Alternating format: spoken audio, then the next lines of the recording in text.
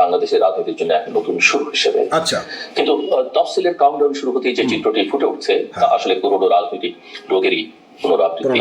আসন বন্টনে টানাটানি, অবিশ্বাস, ক্ষোভ আর শেষ মুহূর্তের দর কষাকষি। যারা একসঙ্গে আন্দোলন করেছে, কারো কারো রক্ত ঝরেছে, জেল জুলুম সয়েছে, সেই শক্তিগুলোর মধ্যে এখন সবচেয়ে বেশি সন্দেহ আর দূরত্ব।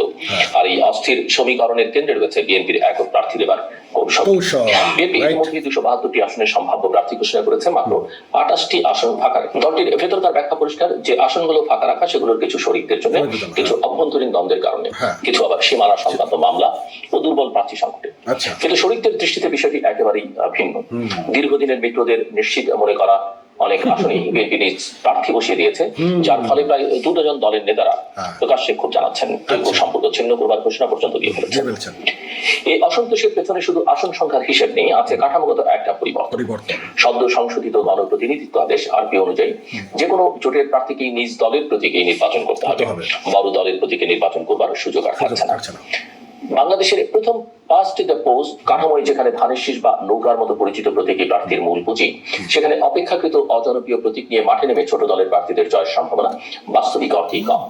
বিএনপি তাই বলছে, দুর্বল প্রতীক, দুর্বল সংগঠন আর কঠিন নির্বাচন, এই 3 মিলিয়ে শরিকদের হাতে নিরাপদ আসন তুলে দেওয়া মানে আগে থেকেই পরাজয়ের ঝুঁকি।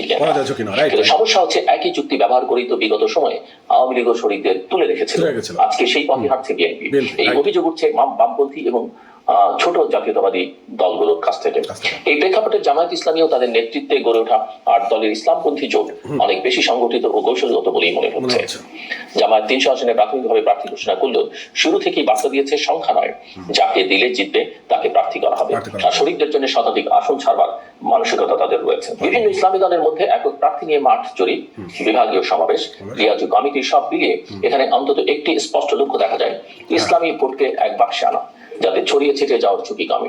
এর ফলে অনেক আসনে আওয়ামী লীগ নেই, বিএনপির জোট দুর্বল, আর মাঠে যদি কেবল ইসলামপন্থী প্রার্থী ও ছিটে ফোটা মধ্যপন্থী প্রার্থী থাকে, তবে আসল প্রতিদ্বন্দ্বী করতে পারে এই ইসলামী জোট।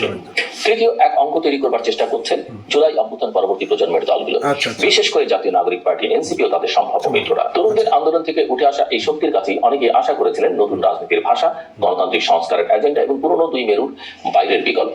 একটা জোট ইতিমধ্যেই হয়েছে, এনসিপি, এবি পার্টি এবং রাষ্ট্র সংস্কার আন্দোলন। কিন্তু বাস্তবতা হচ্ছে সংগঠন দুর্বল, অর্থের সংকট এবং মূল্যবোধের প্রশ্নে অস্বচ্ছ অবস্থা।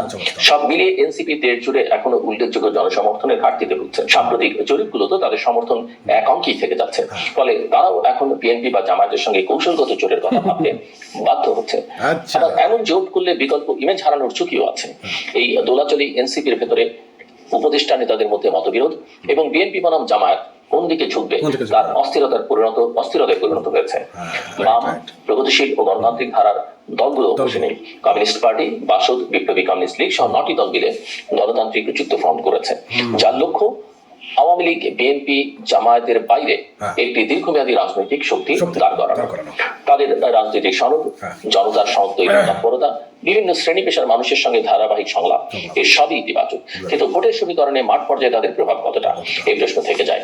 বহুদিনের সংগঠন সংকট, অর্থাভাব ও উপযোগী ভোট ব্যবস্থা না থাকায় এই জোট অধিকাংশ ক্ষেত্রে নীতিগত চাপ তৈরি করতে পারলেও নির্বাচনী অঙ্কে এখনো মূল খেলোয়াড় হয়ে উঠতে পারেনি। এই পুরো অস্থিরতার কেন্দ্রে থেকে গেছে বিএনপির জাতীয় সরকার ও সমন্বিত পরিবর্তনের প্রতিশ্রুতি।